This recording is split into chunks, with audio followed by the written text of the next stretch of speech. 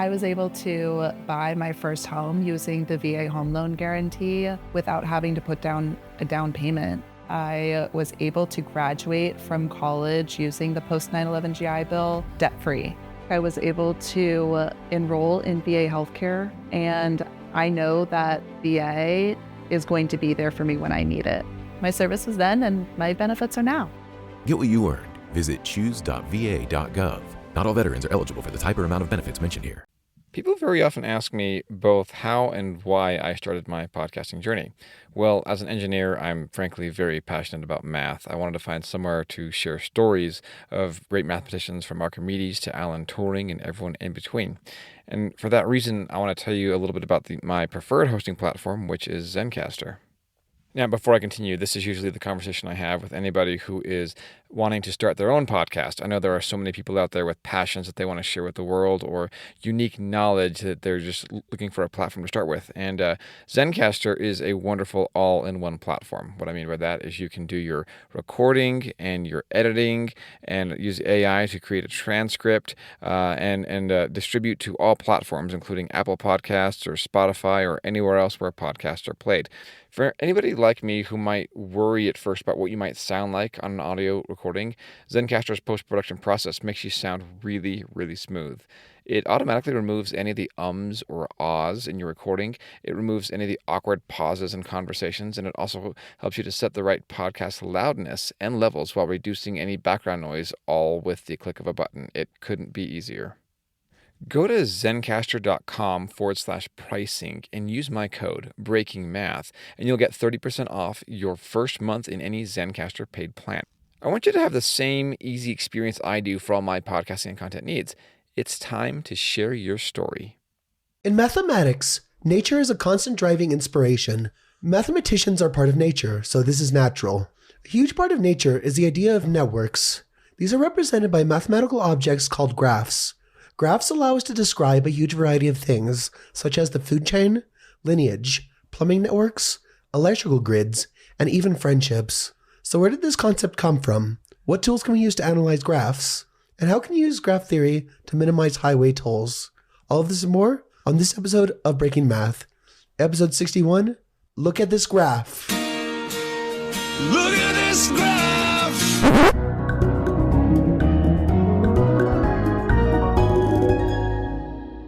I'm Sophia. And I'm Meryl. And you're listening to Breaking Math. Today we've got a fun episode for you, but as always, we're going to start with plugs for the show. So tensors are the mathematical objects we used in Einstein's general theory of relativity, and now they're in poster form. We have a 24 by 36 inch poster that we made about tensors, and it's available on facebook.com/breakingmathpodcast. Just click on shop. They're matte, full color, and make a perfect addition to any office. So for $15.15 plus $4.50, a total of $19.65, you can get this poster for you or someone you know. So check it out at facebook.com/breakingmathpodcast. Click on store and see if it's right for you. We're on Patreon at patreon.com/breakingmath. You can go there if you want to support the show. Even a $1 donation makes a huge difference, and we'll send you a thank you message. With $1 or more, you can gain access to episodes slightly early and without ads.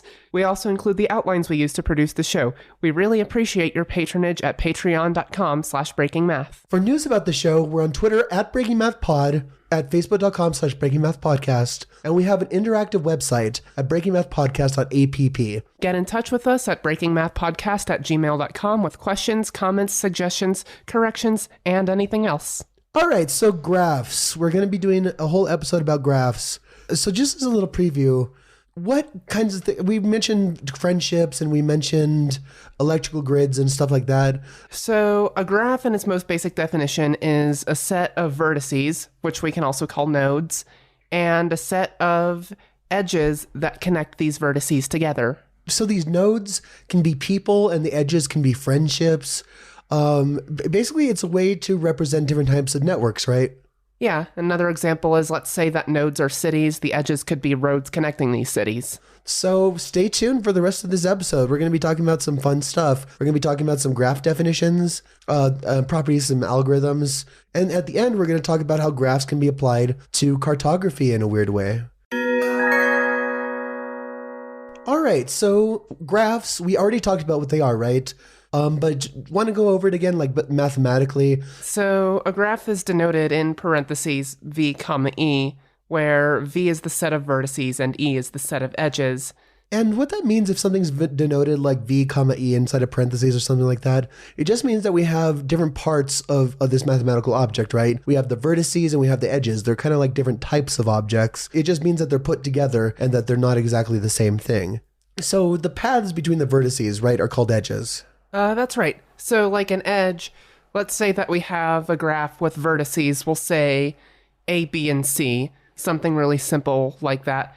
And let's say that A and B are connected, then we say that there's an edge between A and B. So how does this relate to graphing a line or graphing like a quadratic equation?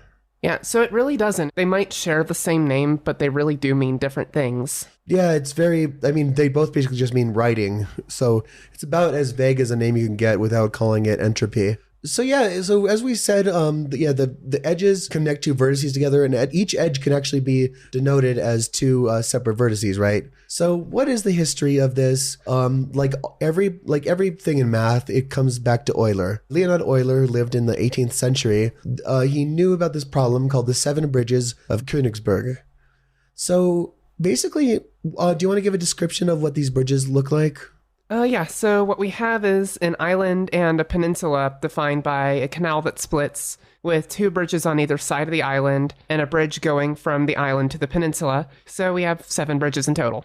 Yeah, and so people used to make a day trip out of this and try to cross every bridge exactly once. It's a challenge because if you think about it, if you cross a bridge and then you end up back where you started and there's no more bridges leading out of there, then you kind of painted yourself into a corner, right? Yeah. Leonhard Euler decided to look at this problem and analyze it mathematically, and he came up with the first graph theory proof. And it was proven as follows. So Meryl, first, how do we draw this problem as a graph? Right now we have this picture that we could think of it as like a map, right? With all these different pieces of land. Maybe there's houses on the land, things like that. But how do we make this abstract as a graph? So we can draw every separate piece of land as a vertex, and then we can draw every bridge connecting them as an edge. Yeah, and if you think about this, it doesn't matter really how you draw it at this point anymore. I mean, you could draw a graph at this point as being like little wooden balls connected by string, right? Yeah, something like that. Usual way you see that is on paper with nodes as circles or dots and edges as lines between them. Yeah, exactly. But yeah, so each piece of land that you visit, this is when the key thing that Euler noticed is that if you visit each piece of land, right, it has to have a unique entrance and a unique exit for each time you visit it, right? Right. Because if it didn't, then you would get stuck there. So this doesn't include the first or the last piece of land, I suppose, but definitely includes the middle pieces of land, right? Right. So at least one piece of land, one vertex, has to have an even number of ridges leading out from it. But the problem is each one has 3. Yeah, that's something you would have to see. You would have to see as on the graph. Like we might put this on our cover as part of the cover at least. You can find a diagram of these bridges online, and you'll notice that like Meryl said, there's an odd number of edges leading away from each vertex. So that means that the original problem cannot be solved. So there just isn't any way to cross each bridge exactly once. Nope, you got to cross at least one bridge twice. And yeah, this was back in 1736 when he proved this. All right, now that we got the basic stuff out of the way, let's go through a few different definitions and examples to kind of get familiar with graph theory. So, Meryl, let's talk about trees. So trees, not like the plant, but called trees because they look like the plant, are a graph where any 2 nodes are connected by exactly one path. So there's no loops in the graph. And the result of this is that they do end up looking like you have a root node usually, and that branches off into leaves that branch off into more leaves. Yeah, and the cool thing about a tree is that you could make any node in the tree what's called the root of the tree just by kind of like reconfiguring it. You can imagine this as like, let's say you took a twig on a tree like that you found in the yard, and you put that and you planted that in the ground and had everything else soaring above the ground. So you'd have this gigantic bark. So it would look very weird. But you could do that with trees and graph theory. We also have weighted graphs. And weighted graphs are like a regular graph, right? But each edge is associated with a number. So for instance, some examples of weighted graphs could be, so let's say we have cities as vertices and we have roads that go directly between cities as edges. Then the distance of that road could be the weight of the graph. And related in a weird, tangentially to weighted graphs are directed graphs. And so directed graphs are, instead of two vertices just being connected, we draw an arrow from one vertice to another to show that it's only connected in that one way. And so for a directed graph, we could think, and you probably wouldn't see this in real life, but imagine if two cities had a one-way road between them. So you could go from city A to city B, but for whatever reason, you couldn't go the other way. Or the other way might be a longer, windy road, right? So the distance in road terms between A and B, starting at A and ending at B, would be less than starting at B and ending at A, right? Right.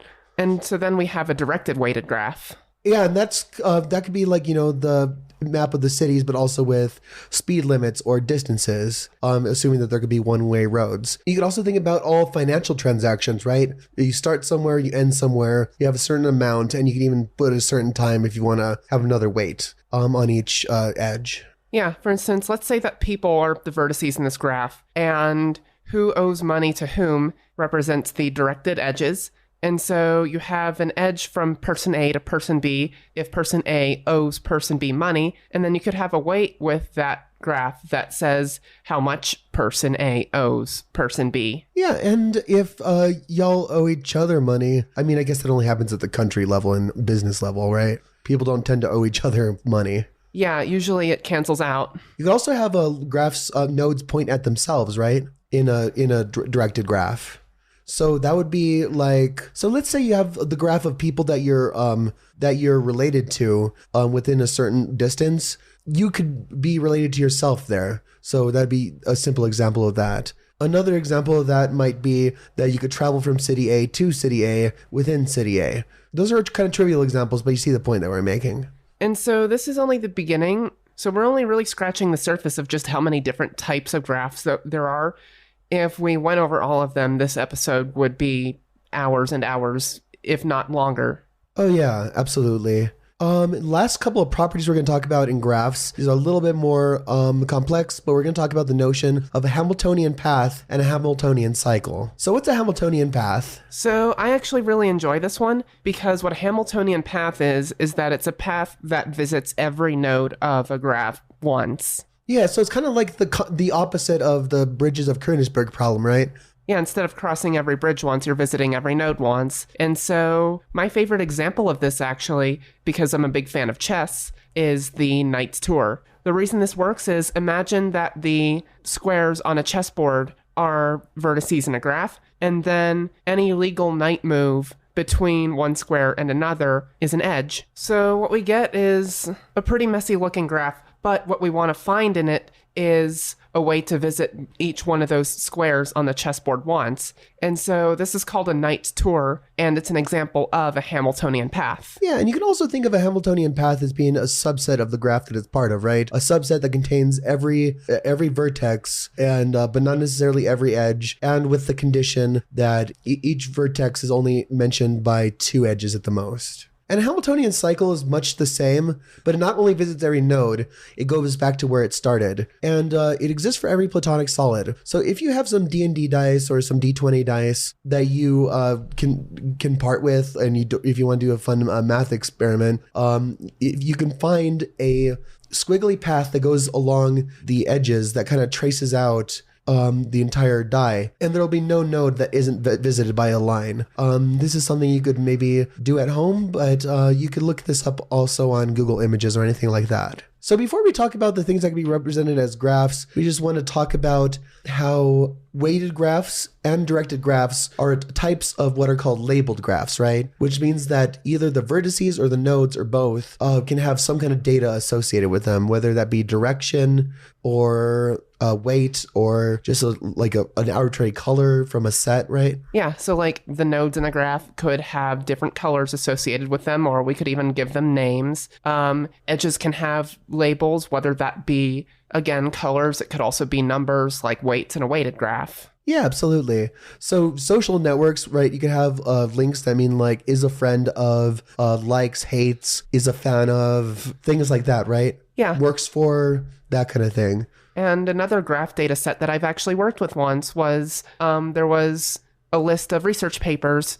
They were all published from different departments within a company. And so that was the label of the node. And then the edges of that graph were the co-authors between the different papers. So if they had co-authors, then they were connected. That's pretty fascinating. And yeah, we have also like rivers, sewers, which are weighted graphs if you weight them by flow, right? Or max flow. Neurons, you can see them as weighted graphs, weighted for how closely they're connected and how strongly they're connected, and labeled with the receptor that's used. And you can have the nodes labeled with how much backup neurotransmitters are in there. Org charts in many companies are trees. And for that note on neurons, we actually, in the field of machine learning, use those kinds of graphs, and we call them neural networks. Oh yeah, and there's a lot of different types and architectures for neural networks. There's long short-term memory networks, which have become popular in the last 5 years. I think they were invented like 5 years ago, actually. Yeah, so they're used all the time. I mean, they're also used in things like 3D wireframe edges. So that's like when you see a 3D model and it's all lines. Software dependencies, right? You want to talk about those? Yeah, so let's say that you have software package A and software package B. And so in order to install B on your computer, you need to install A first. So that means you could draw a line from B to A saying that B is dependent on package A. Or you could even recontextualize it, right, as going from A to B, where the arrow means is a prerequisite for. Exactly. Food chains, exchange rates, electronic circuits, blockchain, which is used in cryptocurrencies like Bitcoin. Yeah, all these things can be represented using graphs. Yeah, and you can also draw shapes like polygons, polyhedra as graphs as well. Hey Breaking Math fans. First, I want to thank you for listening. I have an important message for everyone. You can start your own podcast right now with Anchor. Anchor lets you create and distribute your own podcast. Just get an idea, record, and upload. It's just that easy. Anyone can do it. I'm on my way to accomplishing my dream, and you can too. Just get on your device's app store and download Anchor. It contains everything you need to make a podcast. With Anchor, you can put your podcast on all the big platforms: Apple Podcast, Spotify, Google Podcast, Amazon, and more. Reach the whole world with Anchor. Best of all, Anchor is free. You have nothing to lose with a free platform. Download the Anchor app or go to anchor.fm to get started. All right, we're going to dive a little deeper into graphs, and we're going to start with our friend Euler again. So Euler has this thing called Euler's formula, and we're going to just state it real quick without explaining it, then explain it. It's V plus F minus E equals 2. So what does that mean? Well, we got to talk about planar graphs, right? Yeah, so a planar graph is a graph that can be drawn on a 2D plane, so its edges don't cross each other, so they only intersect at the vertices. Yeah, and so you might think maybe a cube is like this, but if you smush down a cube right on a table, you can do that without the lines crossing, right? It would just look like a square with a smaller square inside of it. Yeah, but that's not going to work for every three-dimensional shape. Yeah, exactly. So like if we have 5 vertices connected together and we have a complete graph between them, that means a graph where every pair of vertices is connected by at least one edge. That is not a planar graph, right? Because it cannot be drawn on a plane. Yeah, so you can try this if you have a pen and paper. So if you just draw 4 vertices, try to draw edges between each of them such that they don't intersect. Now try to do that with 5. You'll see that you can't. So the reason why is something to do with the Euler characteristic, right? So that is that v plus f minus e thing. So for planar graphs and regular polyhedra, things on a sphere, right, you have v plus f minus e equals 2. Yeah, and so I think we also need to talk about what faces are in this case. So we all know if we have a polyhedron, say a cube, a Dodecahedron of d12 dice. a dodecahedron, an octahedron, even some star shapes, then we know what a face of that is. It's just one of its sides, right? Yeah, and I guess that would be just a loop that contains no loops within it. Right, and then there's even a way in 2D space to think of what a face is that it's a region of the plane that is enclosed by vertices. Yeah, so it'd be like a polygon shape, right? Yeah, so let's say that if you draw just a polygon graph on your piece of paper, then you actually have two faces though. You have the face that is enclosed by that polygon, and then you have the exterior of it as well. That's considered a face. Yeah, so what v plus f minus e is it's a number of vertices plus a number of faces minus the number of edges, and it's always 2 for any planar graph. And it was just kind of remarkable, right?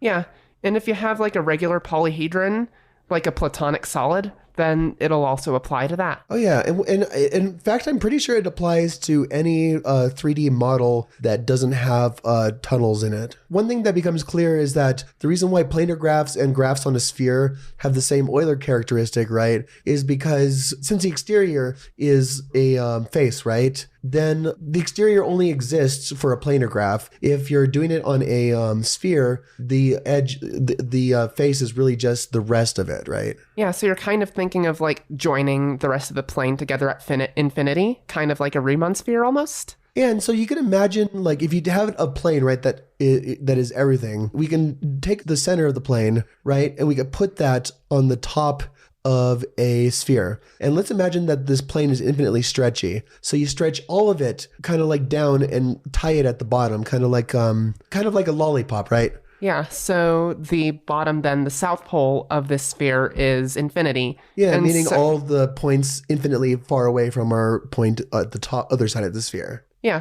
so then you have another region of a sphere that's also enclosed by the edges, and so we have another face. Yeah, and that's why that kind of works that way.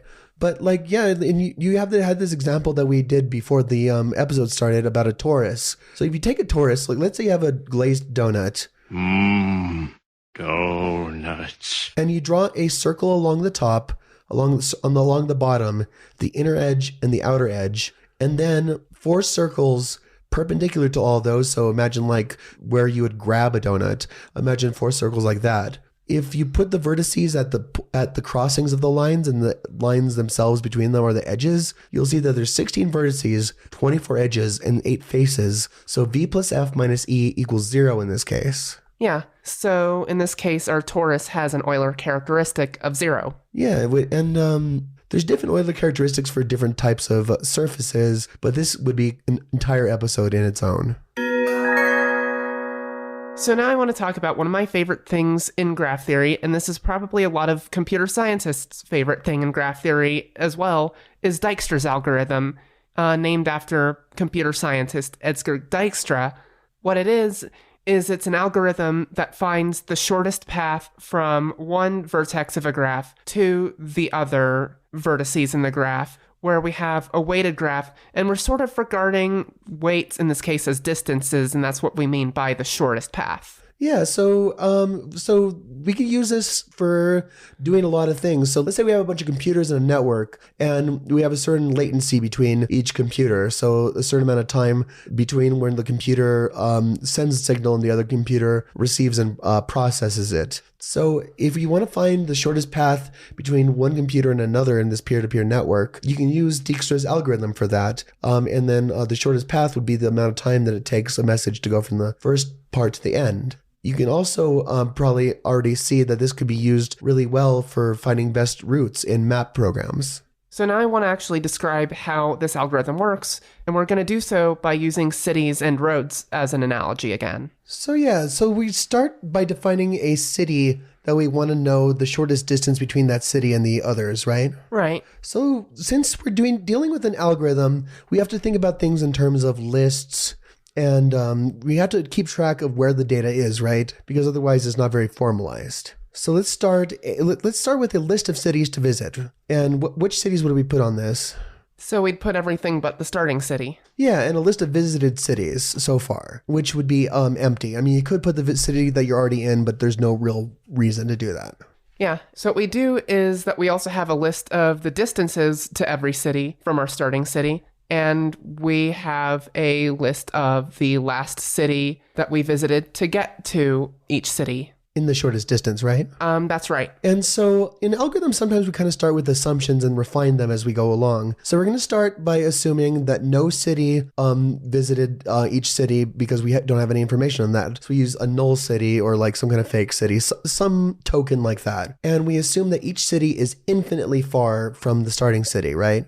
Yeah, and then we can also say that the starting city is 0 distance from itself if we have that on the table. Yeah, exactly. And so what we do is, so we start obviously at the starting city. What we do is we see all of the cities that have a road directly to another city. And then what we can do is we can, for all of those cities, we can update the distances of all of those adjacent cities to the distances of the roads connecting them. Yeah, and this is sort of a working city kind of like memory, right? We're kind of like dealing with which city we're working with and we start with the start one, right? Yeah. And then, so once we've updated those distances, what we do is we mark our starting city as visited. So we add it to that list of visited cities. And then we move on to the closest city. Yeah, and then we do the process again, right? Yeah, so what we do then is that we update all the distances again. And if we find that by some other route, we have a shorter distance than the direct road between cities, then we update the shortest distance between those cities, and then we say that that city that we just visited is the previous city to get to that shortest distance. And we obviously only update it when the distance is less than the one that we already have written down, right? Yeah, otherwise there's no point. Yeah, and that's why we start at positive infinity, because which numbers are less than positive infinity? Well, that would be all of them. Yep, at all of the cities. And yeah, you just keep doing this over and over again, and eventually you will know the worst case for visiting each node from where you started. Yeah, and so what you know actually is the shortest distance to that city and the last city visited to get to that city. So using that, you can draw a path from one city to another and get the shortest possible path. And doing this, we actually, if you take into account every city, then you get a tree out of our graph. And what it does is that that tree gives us all of the shortest paths in this graph. Yeah, meaning if you go along each road that's in the tree, at no point will you have taken any more than the minimum amount of time to get to each place. Exactly. It has time complexity of big O of V squared, meaning that if you, for example, double the amount of vertices, it'll take about 4 times as long to run. If you triple, then it'll be about 9 times as long to run. You basically square the number of vertices. A way to think of this is that, so you visit every city once, and from every city that you visit, you look at, in the worst case, every other city once. So what is the diameter of a graph then? So it's the longest, shortest path in a graph. Yeah, so we can do this, like model the social distance between acquaintances between people, and it's surprisingly small. There's a study where they took 240 million people on Microsoft and 30 billion of their conversations, and it turned out that starting at one person, there were only 6 links between any 2 other people. You could also see this kind of stuff in Wikipedia, right? I challenge you to start at the Wikipedia article for peanuts and make it to the Wikipedia articles for Rosa Parks, chess, beer, and Prague. Is easier than you might think. Just a fun little tidbit, because I remember this. If you click the first non-italicized, non-parenthesized link in every Wikipedia article, eventually it will lead back to the Wikipedia article for philosophy. Yeah, and it's something like 90% of articles, but still, it's way a ton of them. The articles that don't do that pretty much are stubs. And it wasn't planned that way either, it just happened.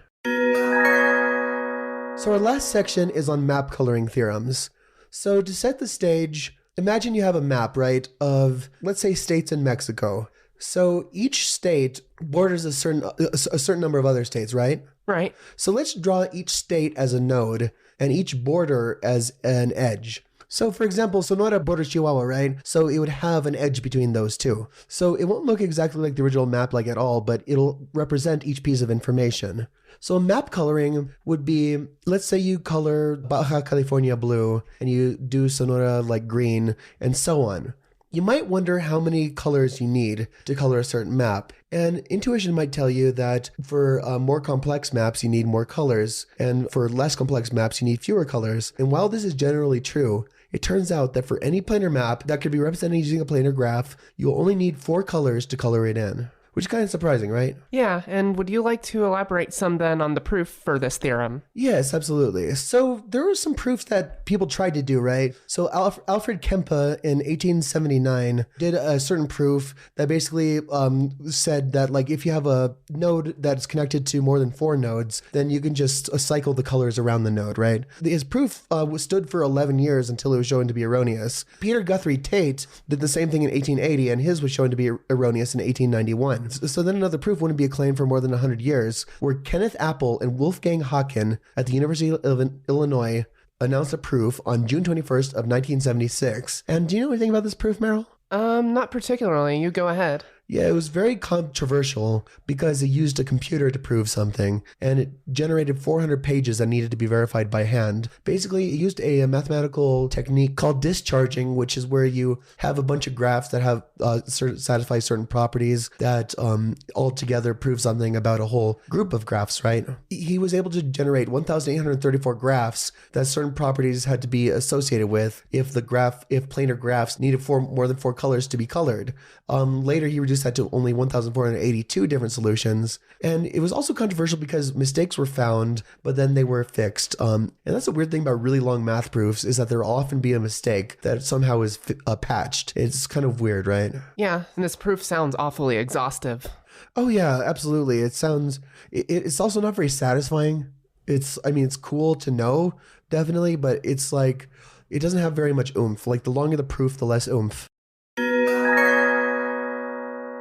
Graphs are used to describe networks of all kinds, and applications of their properties have been used extensively in the last century or so, used by mathematicians, programmers, and engineers alike, perhaps testament to the universality and even ephemeral nature of graph theory. I'm Sophia. And I'm Meryl. And you've been listening to Breaking Math. Quick plug, go to facebook.com/breakingmathpodcast, click on store, and see if you want our poster. It's cool. What I learned from this episode is that true graphs were the friends we made along the way.